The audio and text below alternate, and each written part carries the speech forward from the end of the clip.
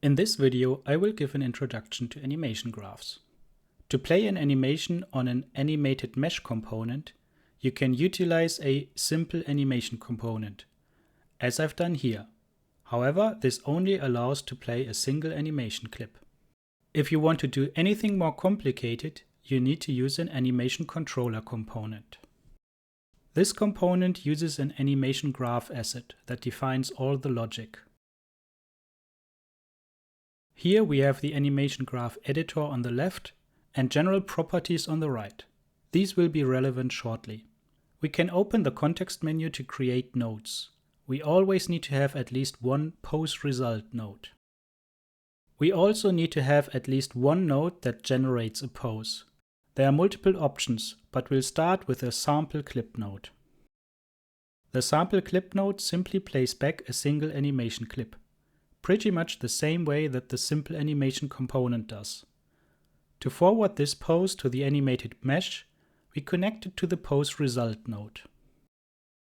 Now we need to tell it which animation clip to play. When you click on the clip dropdown, you'll notice that we can't select animation clips here.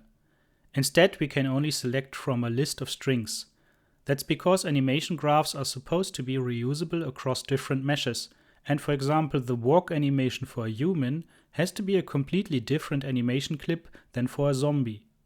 Therefore, we use names here and then set up a mapping from names to animation clips. So we add an idle entry here. Next, we need to deselect all nodes to see the general properties. Select idle and then select the desired animation clip. Note that this is the default animation clip mapping. There are ways to override mappings, but that's a topic for another video. Now we can simulate our scene to see the result.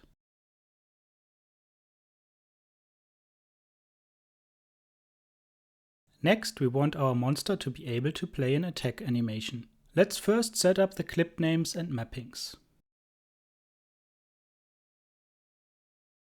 Since we have multiple attack animation clips, we add two names. Then we set up the default mapping. This time we add a sample sequence node. This node is very similar to the sample clip node, however it allows us to set multiple middle clips from which it will randomly select one. Also, this node doesn't loop by default, so let's check that box for now. However, we can only connect one output to the pose result node. There are multiple ways how you can dynamically switch what pose is used, and it very much depends on the situation which is the most suitable. For now, we'll simply use two pose result nodes. When we now play our scene, we'll get a mix of both animations. It is very common for an animation graph to have multiple pose result nodes. The engine takes all the poses that reach a pose result node and mixes them together according to their target weight value.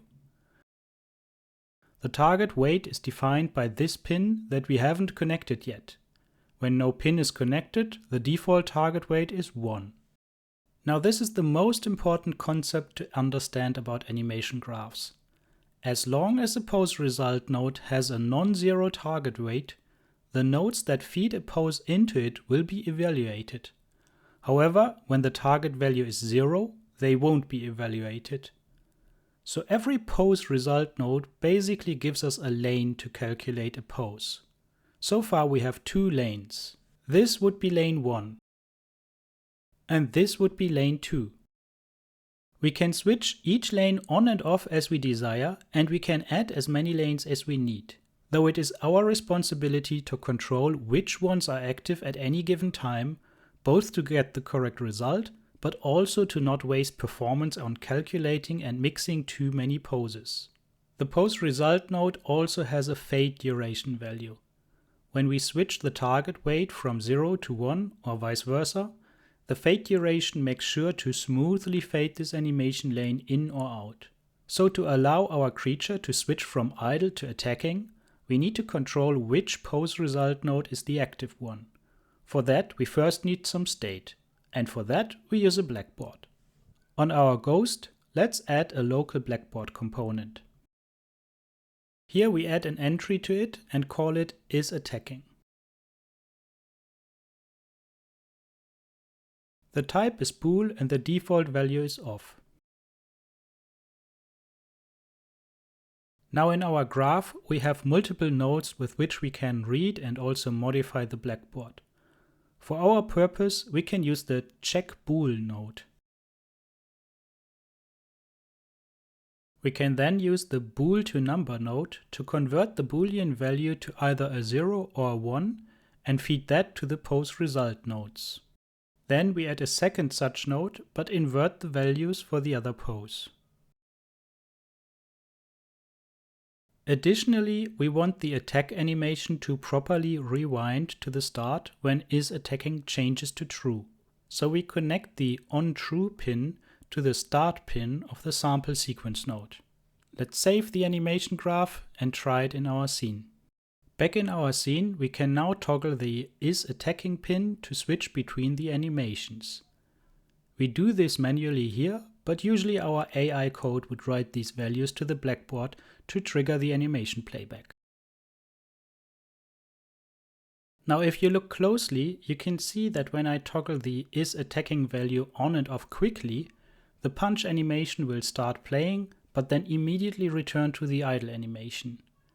This is the flexibility that having multiple pose result nodes gave us. We can fade animations in and out at any point in time. However, for something like a punch, we may only want to play the animation once and automatically reset the isAttacking value when it's done. To accomplish this, we first disable looping on the sample sequence node.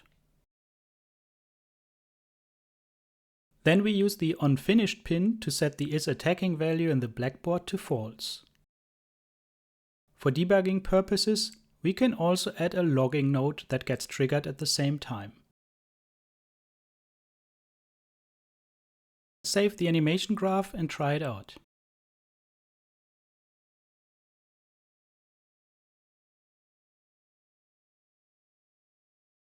Now when we simulate the scene and enable isAttacking, the punch animation is played once and then the idle animation resumes.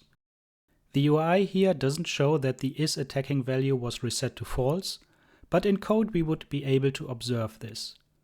We also see the log message. Now you know the fundamentals of how animation graphs work. This is a very broad topic that we only scratched the surface of. Often there are many ways to represent the animation state and achieve the same results. The most important thing to be aware of is that animation graphs are not supposed to deal with complex logic. That's the responsibility of your AI code. If you want to learn more, please consult the documentation and also have a look at the existing animation graphs in the sample projects.